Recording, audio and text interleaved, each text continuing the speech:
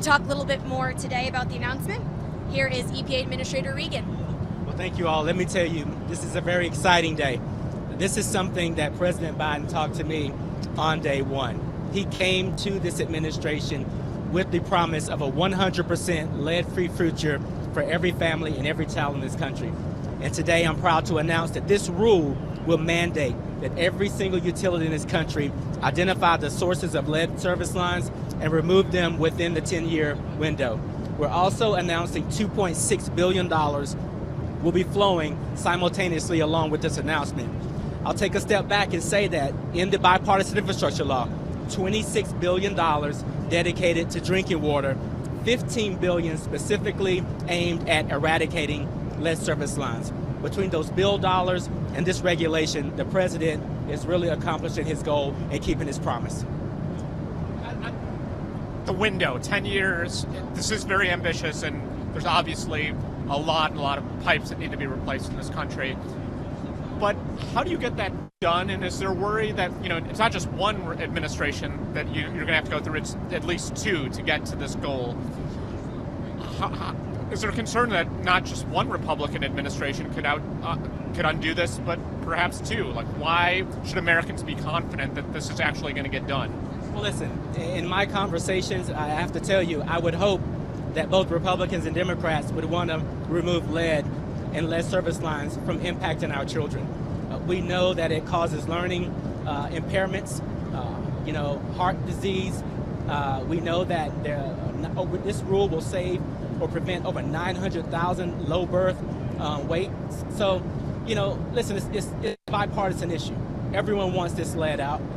That's the first thing. The second thing is that many of these cities are already moving forward. Just under the president's watch over the last 3.5 years, over 367,000 lead pipes have been removed. We know that this rule will get 99% of all of the cities who say they can step up and can do this, especially with the bill funding.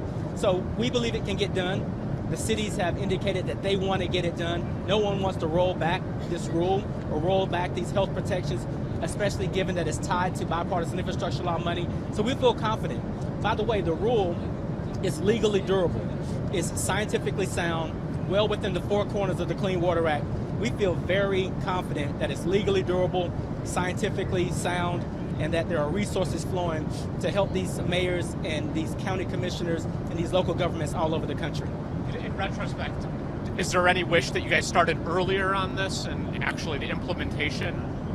This is a very complicated rule. We started on day one. It's taken us some time to really put the rule in place. We had to roll back a rule that the Trump administration put in place that was not as protective.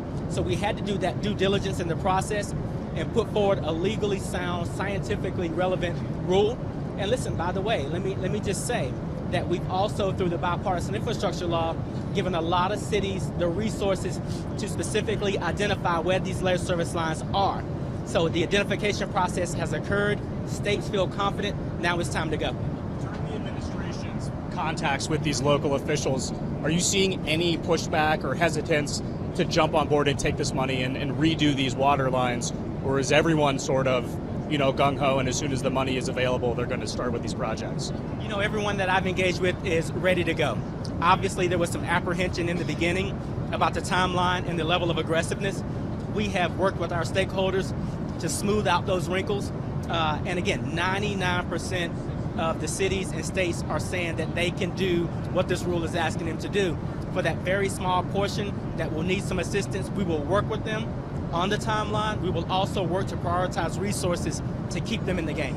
Are you guys working with private sector companies or matching private sector companies with these local officials to make sure the plans and the build-outs can get accomplished as soon as possible?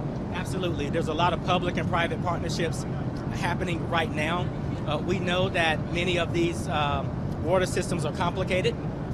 We are creating, through these investments, a lot of good paying union jobs to come in and eradicate these pipelines. So the public-private partnership is very strong, and we'll continue to move forward together. Just one more quick one. Is the partnership, part of that partnership, does that involve contracting at the federal level, or is that all happening at the state and local level? That's all happening at the state and local level. The state and local level have all the autonomy. We're not being paternalistic. We have some guidelines, We're giving them the resources. This rule gives them the rules for the road, and they're ready to hit the ground running. Why Milwaukee?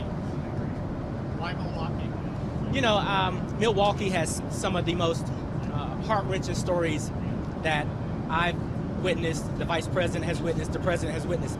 We've been here time and time again. I've traveled to Milwaukee previously with the vice president. It's full circle for many of us. One of the first stories we heard was a mother named Deanne and her son Aiden, who was lead poisoned. We've held roundtables here. Milwaukee is an excellent example of a city who is ready to go, who has demonstrated that they can meet the timeline, who's put the resources in place, and has the local advocacy on the ground that is partnering with the government along with the private sector. It's a great example of how we can do this together.